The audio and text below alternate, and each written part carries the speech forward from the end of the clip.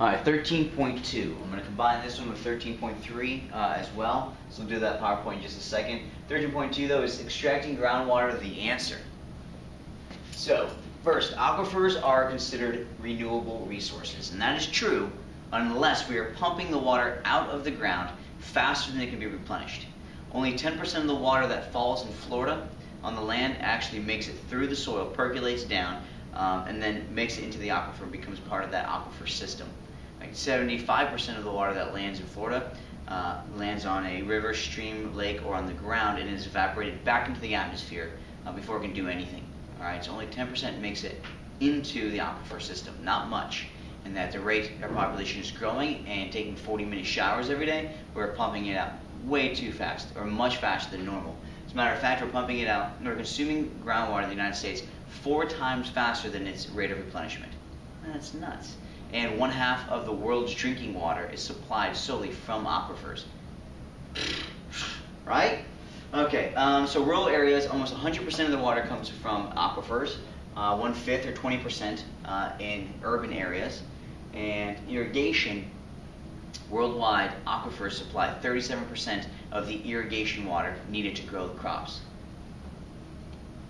The Ogallala Aquifer. This aquifer is in many different states, and it's in the Midwest U.S. You can see it's got New Mexico, we got Colorado up there, part of Texas. And this area, this Midwest area where this aquifer is considered the breadbasket of the world. It's also where we grow a lot of corn, soybeans, and we've been pumping this aquifer many, many years. And again, we use it at a much faster rate than it can be replenished.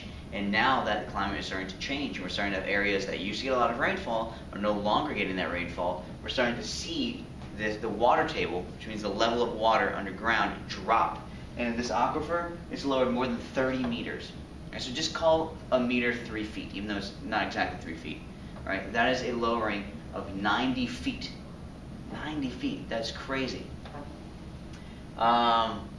So the lower it gets, the deeper you have to drill a well to get into this aquifer. So the small farmers, they can't afford to drill a well like that. Right? To go down 150 feet, you're looking at roughly $20,000 to drill a new well. That's incredibly expensive. So government subsidies to continue farming, deplete the aquifer further. Okay, so what that's talking about is a lot of times the government is subsidizing maybe the wrong thing. What we should be subsidizing is new irrigation equipment and systems for these farmers, but we usually don't. We just subsidize the end product, the end result of agriculture, the food item.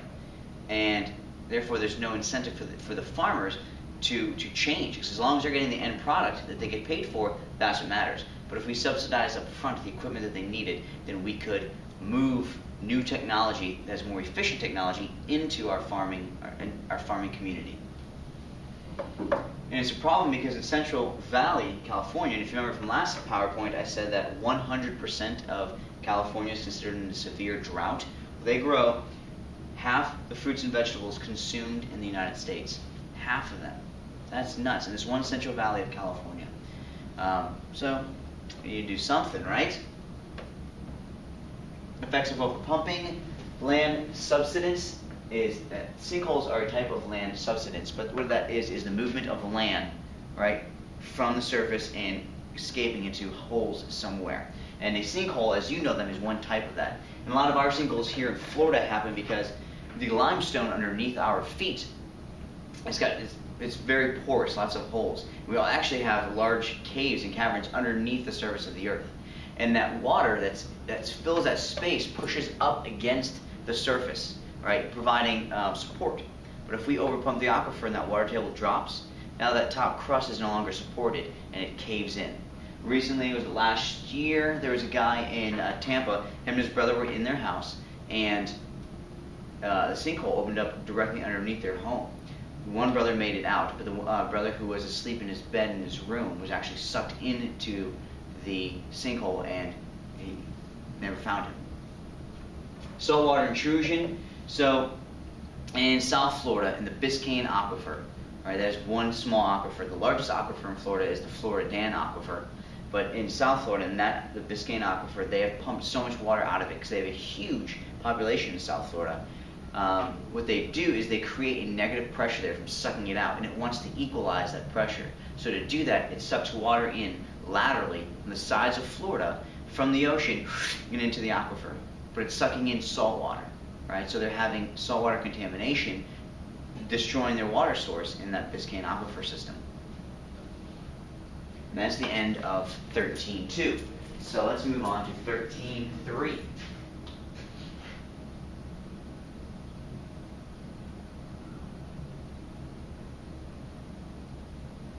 Okay, so building dams. There are advantages of building dams, right? We create a reservoir, right? So when you build a dam, the river that used to flow through that area now backs up behind the dam, and it floods a large area and makes a lake. We call that a reservoir from which we can draw water, and it provides recreation, boating, swimming, fishing, all these different types of things. Increases reliable runoff, right? Because now you have a large body of water. It is more able to catch water that would be that's flowing over the surface that we can then use for drinking, irrigation, etc. Controls floods. If we have a lot of water at the front end, right behind the dam from a massive rain event, we can let a bunch of water through the dam down to the drier river below, right, and it will prevent the flooding north of the dam.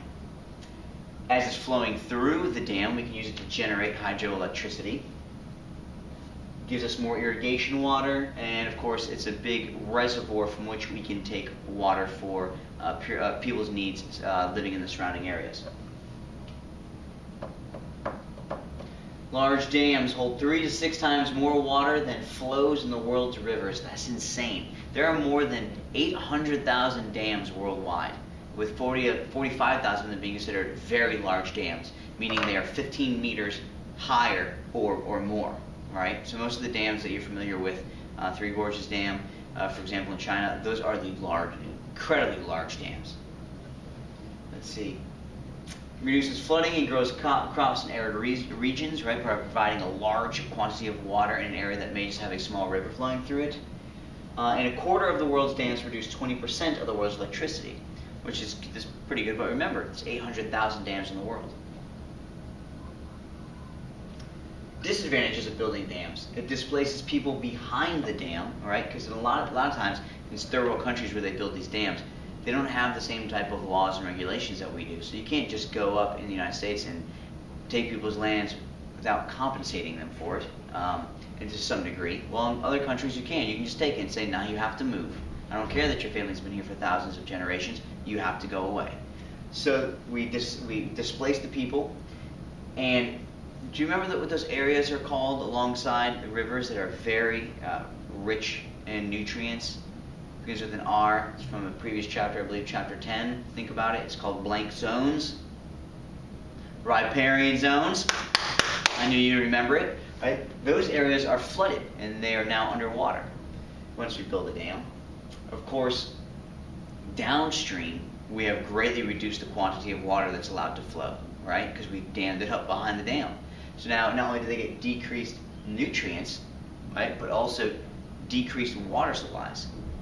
And since they're no longer getting that sediment and the sand that is flowing through there, they lose the riparian zones there because they don't have the sediment and the nutrients to deposit on those riverbanks anymore. And of course it disrupts migration patterns of fish.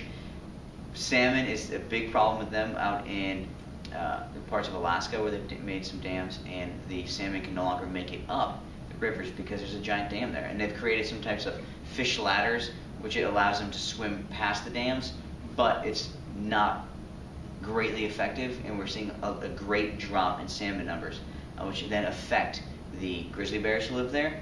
And believe it or not, in those areas of Alaska, it is so cold that the trees that grow in that area, they derive their nutrients from the salmon that go, spawn, and then all those mothers who just spawn, they die, right?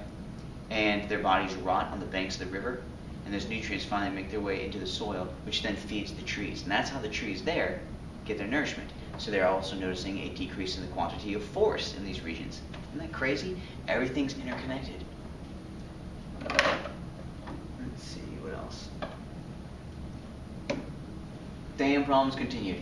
A dam has a river flowing behind it constantly, right? And that water hits it, and then they let some flow out. Well, when that river is coming down before it gets to the dam, it is picking up sand particles, sediment, sticks, grasses, all types of stuff. And it gets backed up behind the dam and slowly starts to deposit. Once it hits the dam, it stops, and then fill up behind the dam. And if you are not actively removing that stuff continually, you will fill up that area behind the dam in 50 years. Collects upstream vegetation, right, and it rots. So when that vegetation first hits the water and hits the dam, as long as there's oxygen in the water, as that rotting takes place, it will produce carbon dioxide. And carbon dioxide goes in the atmosphere. Now, that is a greenhouse gas.